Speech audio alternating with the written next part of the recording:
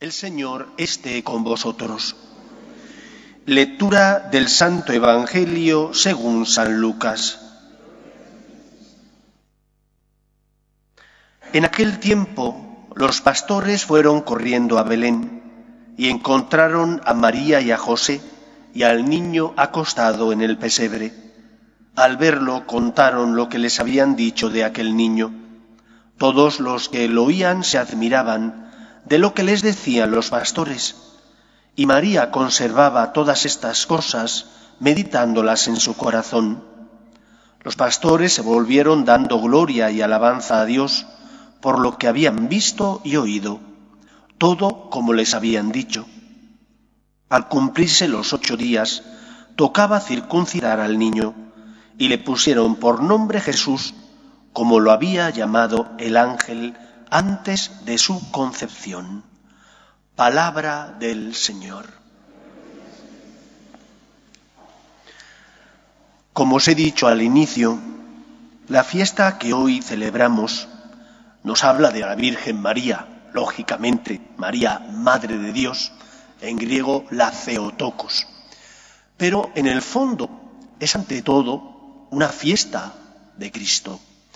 Y es una fiesta de Cristo porque fue el concilio de Éfeso en el año 431 el que, hablando sobre la naturaleza de Jesús, estableció que Él era verdadero Dios y verdadero hombre.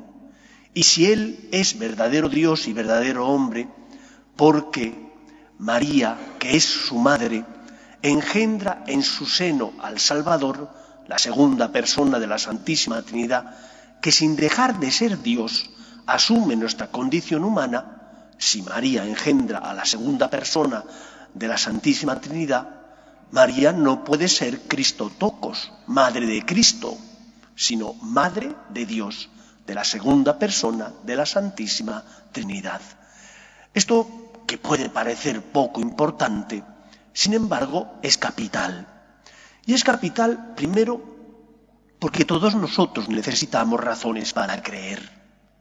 Lo primero que nos enseña esta fiesta es que el Señor nos hizo cuerpo y alma y nos dio el don de la inteligencia. Y por lo tanto, no es algo descabellado que quieras entender a Dios. No es descabellado. Tu inteligencia tiene como misión intentar aportar luz. ¿Qué es lo descabellado? Que pienses que puedes comprender plenamente al Señor. Como la criatura va a comprender plenamente al Creador.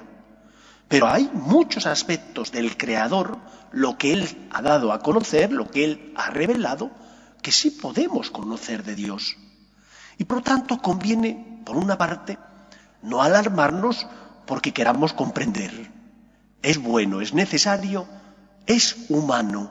Y Dios nos creó dándonos el don de la inteligencia para intentar comprender los misterios de la vida. Pero conviene a la vez no olvidar que no solo tenemos razones intelectuales para creer, sino que también tenemos razones del corazón. ¿Cuáles son las razones intelectuales?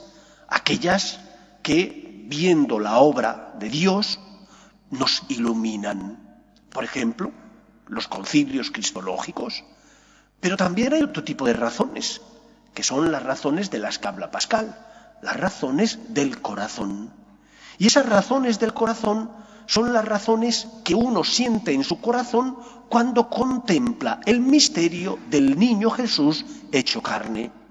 Cuando ves el Belén, quizás no comprendas, pero entonces tu corazón te dice, cree. Cree porque Dios te ama. Cree porque la prueba de que Dios nos ama y que no quiere condenar a los hombres es que envía a su Hijo al mundo para salvarnos. Por lo tanto, ante la necesidad de encontrar razones para creer, tenemos las razones intelectuales, te tienes que formar, tienes que leer, y las razones del corazón, tienes que contemplar el misterio del amor de Dios en el portal de Belén, en la Eucaristía, en su muerte en la cruz. Ahí, contemplando ese misterio, nuestro corazón se ilumina, de manera que tenemos razones para creer. Pero nos falta un último punto, y es que tenemos que aprender a aceptar el misterio. Llega un momento en el que no puedes comprender más. Has leído, te has formado, has adorado, has tenido contemplación, pero no entiendes más. Asume el misterio. ¿Qué significa que tengo que asumir el misterio? Pues que Dios es más grande que yo. Recordad aquel pasaje de San Agustín en el que él iba caminando por la playa en el Mediterráneo y vio como un niño pequeñito había hecho un agujero en la arena y con su concha iba al mar, cogía agua y lo echaba en el agujero. Y San Agustín, que estaba dando un paseo porque tenía la cabeza abotargada, andaba pensando cómo explicar el dogma de la Trinidad. San Agustín le dice al niño: ¿qué es lo que estás haciendo? Y el niño le dice: estoy metiendo este agua en este agujero. Y San Agustín le miró con ternura y le dijo: ¿no te das cuenta que es imposible? Que el mar es mucho más grande que el agujerito que tú has hecho para meter el agua. Y el niño, que resultó ser un ángel, le dijo: es lo mismo que a ti te ocurre con Dios.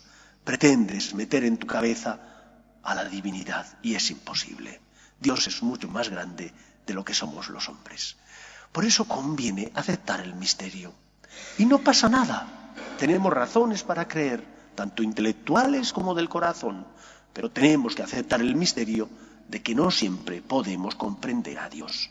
En este contexto y en este marco, el Concilio de Éfeso nos enseña que Dios envía a su Hijo al mundo y que la segunda persona de la Santísima Trinidad se encarna, sin dejar de ser Dios, se encarna tomando nuestra naturaleza. En Jesús hay una única persona, pero dos naturalezas, la humana y la divina. Y por lo tanto, esas dos naturalezas están unidas, son inseparables, y por eso María es Madre de Dios, porque Jesús es verdadero Dios y verdadero hombre. ¿Qué implicación tiene eso para nuestra vida? Cuando no comprendas los planes de Dios, cuando experimentes una y otra vez que vuelves a tropezar, confía en el Todopoderoso. Jesús no es un profeta más. Es el Hijo de Dios, el que ha venido no solo a pagar la deuda contraída por tu pecado, sino también a acompañarte en el camino de la vida. El que ha venido para, con su gracia, darte las fuerzas necesarias para que puedas ser un buen esposo y una buena esposa, para que puedas cumplir con tus deberes laborales, para que puedas perdonar aun cuanto te cueste, porque es difícil a veces perdonar. Jesús ha venido para que no estés solo, para perdonar tu culpa y para, compartiendo contigo su amor, darte las fuerzas que necesitas para levantarte si has caído y luchar, para luchar y no volver a tropezar, y si lo has hecho, para abrir tu corazón a Cristo y encontrar en Él su amor y su misericordia. Donde abundó el pecado, dirá San Pablo, sobreabundó su gracia.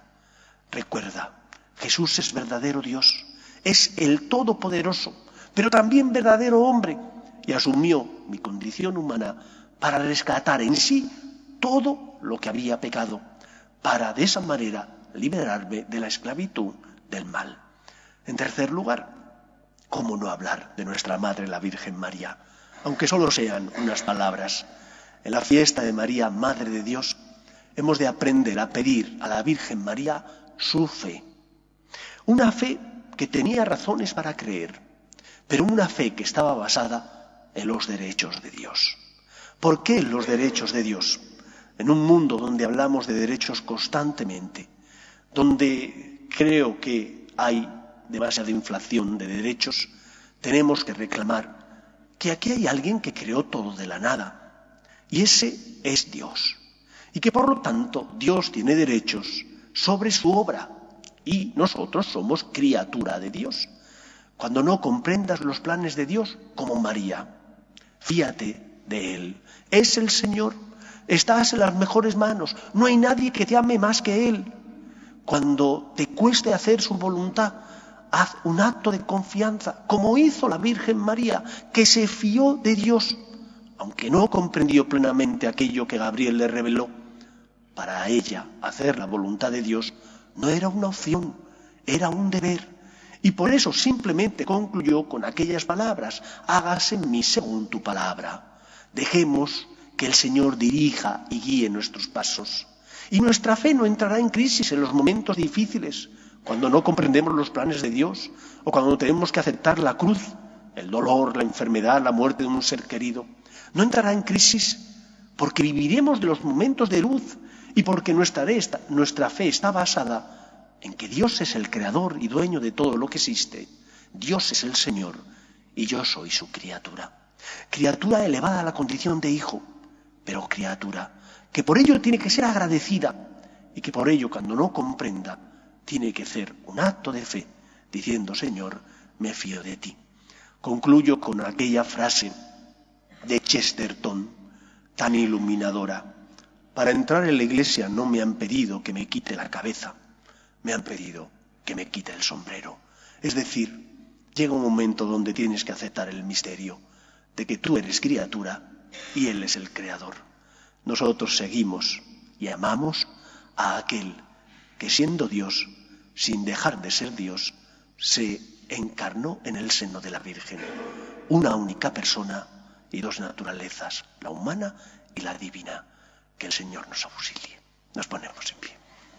Oremos. Hemos recibido con alegría los sacramentos del cielo. Concédenos, Señor, que nos ayuden para la vida eterna a cuantos proclamamos a la bienaventurada siempre Virgen María, Madre de tu Hijo y Madre de la Iglesia, por Jesucristo nuestro Señor.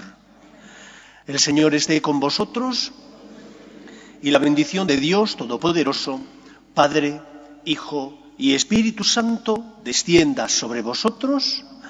Podéis ir en paz. Pedimos a la Virgen María que proteja a nuestras familias y que ya la lleve rápido, si no está ya en el cielo, al Papa emérito Benedicto XVI, para que descanse en paz. Se lo merece.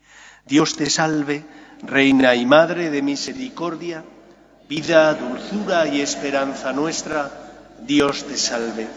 A ti llamamos los desterrados hijos de Eva. A ti suspiramos, gimiendo y llorando en este valle de lágrimas. Ea pues, Señora, abogada nuestra, vuelve a nosotros esos tus ojos misericordiosos y después de este destierro, muéstranos a Jesús, fruto bendito de tu vientre, oh clementísima, oh piadosa, oh dulce y siempre Virgen María. Ruega por nosotros, Santa Madre de Dios, para que seamos dignos de alcanzar las promesas de nuestro Señor Jesucristo.